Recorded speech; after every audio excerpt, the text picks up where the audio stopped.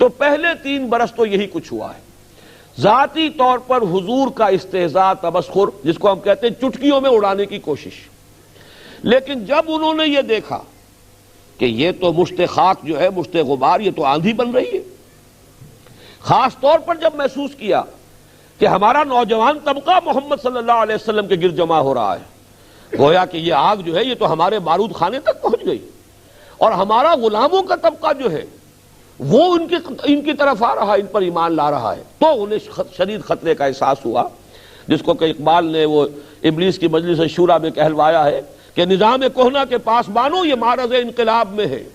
ہوش میں آؤ، گرڈ اپ یور لائنز، اس لیے کہ یہ آندھی جو ہے تمہارے سارے مفادات کو ختم کر کے اور بہا کر لے جائے گی۔ اس کے بعد سن 490 سے شروع ہوا ہے پرسیکیوشن کا دور، اتنی شدید پرسیکیوشن۔ یہ زیادہ جو ہے حضور صلی اللہ علیہ وسلم پر تو ذاتی طور پر زیادہ فزیکل اسالٹ نہیں ہو سکی، اس لیے کہ بنو ہاشم کا اونچا خاندان تھا، اس کے چشم و چراغ تھے، اور بنی ہاشم کے سردار تھے اب ابو طالب، اور ابو طالب کو انتہائی محبت تھی حضور کے ساتھ، اور ابو طالب جو ہے پروٹیکٹ کر رہے تھے حضور کو صلی اللہ علیہ وسلم۔ اب اگر حضور کے خلاف کوئی اقدام کرتے مکے والے تو اس کا مطلب یہ ہوتا کہ ان فائٹنگ شروع ہو جاتی، قبائلی جنگ آپس میں، بنو ہاشم کی جنگ ہوتی ان سے، جو بھی معاذ اللہ قتل کرتا حضور کو صلی اللہ علیہ وسلم۔ یہ وہ چیز ہے جس کی وجہ سے وہ ٹرائبل سٹرکچر جو تھا سوسائٹی کا، اس کے بنا پر حضور کو پروٹیکشن نہیں۔ مختلف مواقع پر آخر انسلٹ تو کی گئی ہے۔ ایک مرتبہ حضور نماز پڑھ رہے تھے کھڑے ہوئے بیت اللہ میں، ابو جہل نے اپنی چادر کو بٹ دے کر ایک رسی کی شکل دی اور حضور کے گلے میں پھندا بنا کر ڈالا گردن میں، اور پھر دونوں سرے کھینچے کہ آنکھیں ابل آئیں۔ اسی طریقے سے ایک مرتبہ آپ نماز پڑھ رہے تھے تو ابو جہل نے کہا کہ فلاں محلے میں آج اونٹ ذبح ہوا ہے، اس کی اوجڑی پڑی ہوئی ہے، نجاست بھری اوجڑی، کوئی شخص جائے، کوئی ہے جو جائے اور جا کر اس اوجڑی کو لا کر جب محمد سجدے میں جائیں تو ان کے سر پر رکھ دے۔ عقبہ ابن ابی معیط ایک بہت ہی شقی انسان تھا ابو جہل کے ساتھیوں میں سے، اس نے کہا یہ کام میں کروں گا، گیا اور لا کر جب حضور سجدے میں گئے اوجڑی آپ کی گردن پر رکھ دی۔ یہ سارا کچھ بھی ہوا ہے حضور کے ساتھ۔ ایک مرتبہ حضور کو مارنے کے لیے آگے بڑھے، حضرت ابو بکر درمیان میں آ گئے، اتقتلون رجلا ان یقول ربی اللہ، یہ وہی بات ہے کہ جو حضرت موسیٰ علیہ السلام کے زمانے میں مومن آل فرعون نے کہی تھی، کیا تم ایک شخص کو قتل کرنے کے در پہ ہو حالانکہ اس کا جرم اس کے سوا کچھ نہیں کہ وہ کہتا ہے میرا رب اللہ ہے۔ تو وہ جب حضرت ابو بکر درمیان میں آ گئے تو حضور کو تو چھوڑ دیا لوگوں نے، پھر حضرت ابو بکر کو اتنا مارا ہے کہ یہ سمجھ کر چھوڑا ہے کہ یہ ہلاک ہو چکے ہیں۔ بعد میں ان کے قبیلے کے لوگ آئے، اٹھا کر لے گئے، کتی مارداری کی، ہوش میں آئے تو سب سے پہلے یہ پوچھا کہ حضور کا کیا حال ہے صلی اللہ علیہ وسلم۔ اپنی کوئی فکر نہیں تھی ابو بکر کو، فکر اس حالت میں بھی تھی تو محمد الرسول اللہ صلی اللہ علیہ وسلم کی۔ یہ بات بھی نوٹ کرنے کے قابل ہے کہ ابتدا تو اگرچہ حضور نے بنفس نفیس فرمائی دعوت و تبلیغ کے میدان میں، لیکن جو لوگ آپ پر ایمان لائے ان میں سے ہر شخص اپنی جگہ پر ایک داعی حق بن گیا۔ ان میں نمایاں ترین مقام ہے حضرت ابوبکر صدیق کا۔ آپ پر ایمان لانے کے بعد وہ خود مجسم داعی بن گئے، وہ خود مبلغ بن گئے۔ چنانچہ ہمیں یہ معلوم ہے کہ صحابہ کرام میں جو چوٹی کے 10 صحابہ ہیں جنہیں ہم عشرہ مبشرہ کے نام سے جانتے ہیں، ان میں سے 6 وہ ہیں جو حضرت ابوبکر صدیق رضی اللہ تعالی عنہ کی دعوت و تبلیغ سے ایمان لائے۔ ان میں حضرت عثمان بھی ہیں، ان میں حضرت عبد الرحمن ابن عوف بھی ہیں، ان میں حضرت طلحہ بھی ہیں، حضرت زبیر بھی ہیں، حضرت سعد ابن ابی وقاص بھی ہیں رضی اللہ تعالی عنہم اجمعین۔ سن 1090 تک جب بات پہنچی ہے، سن 1090 ابھی ہجرت نہیں ہوئی، ہجرت سے 3 سال پہلے کی بات، ابو طالب کا بھی انتقال ہو گیا، حضرت خدیجہ کا بھی انتقال ہو گیا۔ 2 ہی سہارے دنیا میں تھے۔ دیکھیے اصل سہارا تو حضور کے لیے اللہ کا تھا، اس لیے میں نے کہا دنیا میں۔ گھر میں ایک جان نثار بیوی کہ حضور جب باہر سے آتے تھے اور جو بھی تکدر طبیعت پر ہوتا تھا، لوگوں کے کہنے سننے سے، لوگوں کے استہزاء سے، تمسخر سے، اس کا اثر لے کر آتے تھے۔ گھر میں ایک بیوی تھی دل جوئی کرنے والی، کچھ نہ کچھ ان احساسات کو بانٹنے والی، وہ بھی نہ رہی۔ اور ابو طالب ایک سہارا بنے ہوئے تھے کہ بنو ہاشم کی سرداری ابو طالب کے پاس ہے، ابو طالب اپنے بھتیجے کا ساتھ چھوڑ نہیں رہے، حالانکہ آخری مرحلے پر آ کر ان کی ہمت بھی جواب دے گئی تھی۔ آخری سفارت جو آئی ہے، 2 سفارتیں آئی ابو طالب کے پاس قریش کے سرداروں کی۔ پہلی سفارت تو یہ آئی کہ ابو طالب اپنے بھتیجے سے کہو اسے جو چاہیے ہم اسے پیش کر دیں گے،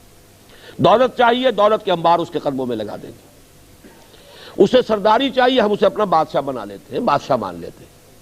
اور اگر کہیں اشارہ کر دے کہ وہاں مجھے شادی کرنی ہے، جس خاندان میں جس زیادہ سے زیادہ خوبصورت اور صاحب ثروت دولت عورت سے کہے شادی کر دیتے۔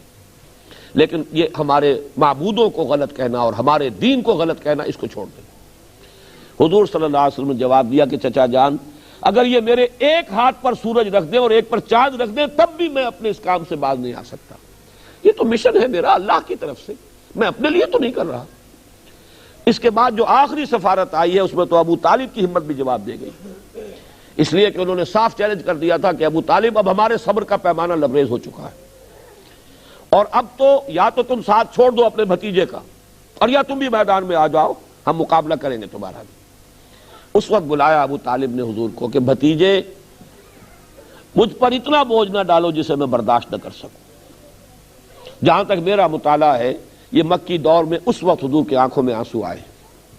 پہلی مرتبہ آپ نے فرمایا، محسوس کیا کہ یہ ایک دنیاوی سہارا تھا، چچا ساتھ دے رہا تھا، اس کی بھی ہمت جواب دے رہی ہے، لیکن حضور نے فرمایا چچا جان اب یا تو یہ کام پورا ہو کر رہے گا یا میں اپنے آپ کو اسی میں ہلاک کر لوں گا، اور کوئی راستہ میرے لیے نہیں۔ بہرحال ابو طالب کو پھر اللہ نے ہمت دی، وہ پھر ڈٹ گئے، لیکن یہ کہ سن 10 میں آ کر انتقال ہو گیا۔ اب قریش نے طے کر لیا کہ اب قتل کر دو ان کو، ریزولوشن، اس لیے کہ ان کا دارالندوہ تھا، ان کی بھی پارلیمنٹ تھی، چوپال تھی، اگرچہ کوئی ویسا نظام نہیں تھا، کوئی بادشاہ نہیں تھا، لیکن یہ کہ ایک قبیلے کا جو نظام ہوتا ہے، مختلف گھروں کے جو سربراہ تھے وہ جمع ہوتے تھے اور وہاں پر فیصلے کرتے تھے۔ فیصلہ ہو گیا اب ان کو ختم کر دو۔ حضور تک اطلاع پہنچی، حضور نے اب طائف کا سفر اختیار کیا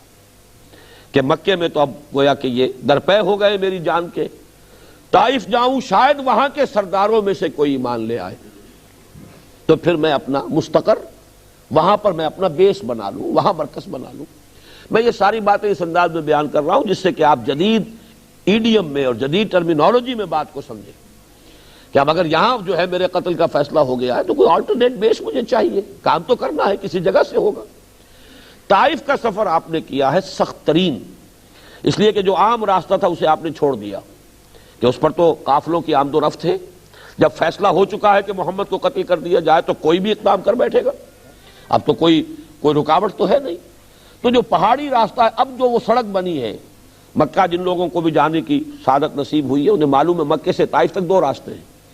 ایک تو طریق سیل ہے، یہ ہے جہاں سے قافلوں کی آمد و رفت ہوتی تھی، یہ پرانا راستہ ہے، اور ایک پہاڑی راستہ ہے جو کہ اب تو بہرحال بڑے سے بڑے پہاڑی راستے بنا دیے گئے۔ یہاں تو کوئی راستہ نہیں تھا، اس وقت اس پہاڑی راستے سے حضور گئے، اور ساتھ صرف تھے